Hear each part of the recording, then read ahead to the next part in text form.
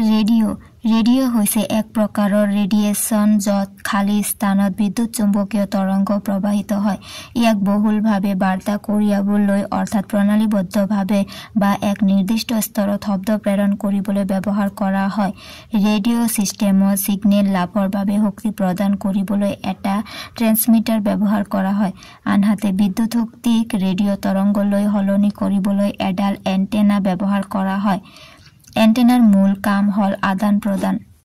Radio' ট্ৰেন্সমিটাৰৰ লগত এটা microphone সংযোগ কৰা থাকে আৰু শব্দ প্ৰবাহৰ বাবে এটা লাউড স্পিকাৰ ব্যৱহাৰ কৰা হয়। ইয়াক বেতাৰ টেলিগ্ৰাফ অথবা ৱায়াৰলেছ টেলিগ্ৰাফ বুলিও কোৱা হয়। প্ৰথমে এই সুবিধা ব্যৱহাৰ কৰিছিল নাবিকসকলে। প্ৰথম বিশ্বযুদ্ধত সৈনিকসকলে ইয়াক ব্যৱহাৰ কৰিছিল। বৰ্তমান সময়ত মনোৰঞ্জনৰ ঘাই আহিলা ৰূপে পৰিগণিত হৈছে ৰেডিঅ'। ইয়াৰ মাধ্যমেৰে কেতবোৰ গীত মাতৰ অনুষ্ঠান প্ৰচাৰ হোৱাৰ লগতে দেশ বিদেশৰ বা বাতৰি পৰিৱেশন কৰা হয়। 1864 চনত জেমছ ক্লাৰ্ক মেক্সৱেলে গাণিতিকভাৱে পৰীক্ষা নিৰীক্ষা কৰি দেখুৱাইছিল যে খালী ঠাইৰ মাজেৰে বিদ্যুৎ চুম্বকীয় তৰংগ পাৰ হৈ যাব পাৰে। ইংৰাজ বিজ্ঞানী মেক্সৱেলৰ পূৰ্বে বা পিছতো বিভিন্নজনে বিদ্যুৎ চুম্বকীয় তৰংগ সম্বন্ধে বিভিন্ন পৰীক্ষা নিৰীক্ষা চলাইছিল।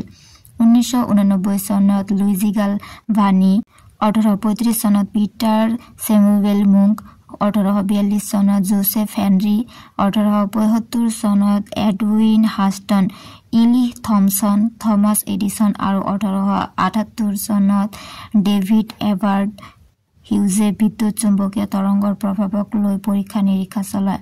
1888 চনত জাৰ্মান বিজ্ঞানী হেনৰিক হাৰ্টজে মেক্সৱেলৰ সূত্ৰকে আধাৰ হিচাপে লৈ বিদ্যুৎ চুম্বকীয় তৰংগৰ পৰীক্ষা নিৰীক্ষা চলাই গৱেষণাগাৰত এই তৰংগ সৃষ্টি কৰাৰ লগতে ইয়াৰ উৎস সম্পৰ্কে কেতবোৰ তথ্য আগবঢ়ায়। ইয়াৰ পিছতে পদাৰ্থবিদসকলে ৰেডিঅ' তৰংগক লৈ কেতবোৰ পৰীক্ষা নিৰীক্ষা চলাবলৈ আৰম্ভ কৰে।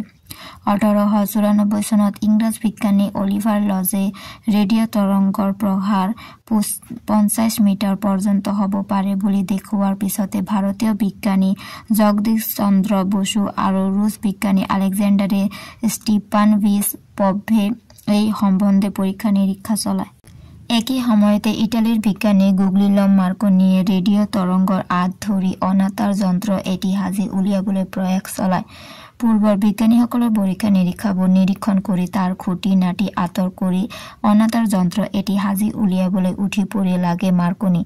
1895 চনৰ ছেপ্টেম্বৰত মাৰ্কনিয়ে এনে এক প্ৰকাৰৰ অনাতাঁৰ যন্ত্ৰ সাজি উলিয়াবলৈ সক্ষম হয় যাৰ সহায়ত কোনো তাঁৰৰ সংযোগ অবিহনে 1 কিলোমিটাৰ পৰ্যন্ত দূৰত্বলৈ বাৰ্তা প্ৰেৰণ কৰিব পৰা যায়।